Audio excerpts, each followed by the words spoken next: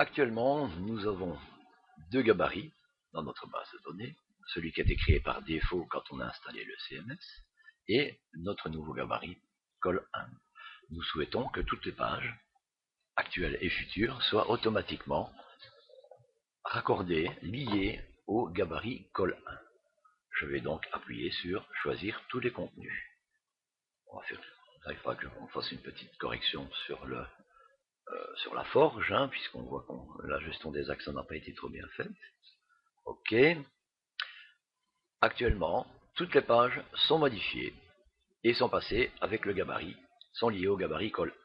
Nous souhaitons également lier la feuille de style que nous avions créée précédemment, dans une vidéo précédente, qui s'appelait principal, au gabarit col1.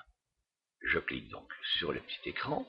Je vois qu'actuellement, il y a 3 feuilles de style attachées, liées au gabarit col1. Je ne les souhaite pas. Je les supprime donc. Voilà.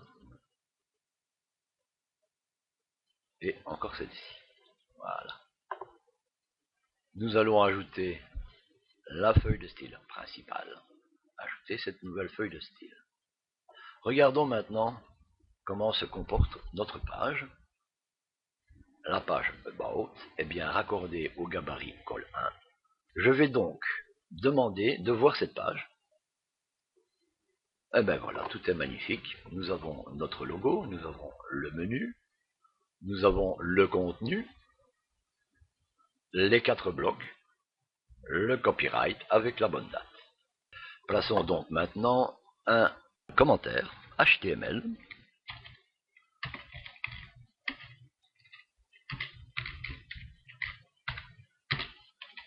avant la doctype. Faisons envoyer.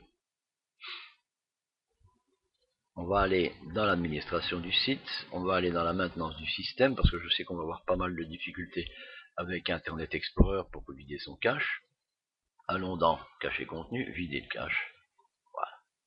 J'ai vidé mon cache. Merci. Passons maintenant sur Internet Explorer. Est-ce que le code source affiche? Parfait. Donc nous sommes normalement en mode Quix. Bien.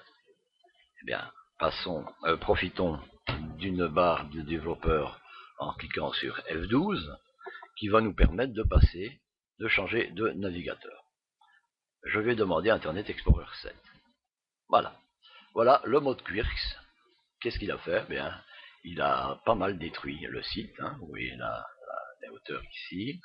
Vous voyez la navigation est morte. Tout est repassé sur la gauche. Vous avez compris? Je pense que oui, le mode de document se met automatiquement en Quix puisque nous avons mis quelque chose devant la doctype. Reprenons notre code. Revenons ici. Pardon, pas contenu. Disposition, gabarit. Ouvrir le lien dans un nouveau gabarit. Pardon, dans un nouvel onglet. Supprimons notre doctype. Faisons envoyer. Bien, on va vider le cache. Je l'ai déjà ici. Je vide mon cache. Je fais ceci. Voilà.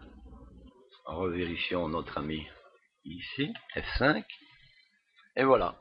Nous ne sommes plus en mode Quix. Nous sommes repassés en norme IE7 et notre site fonctionne toujours.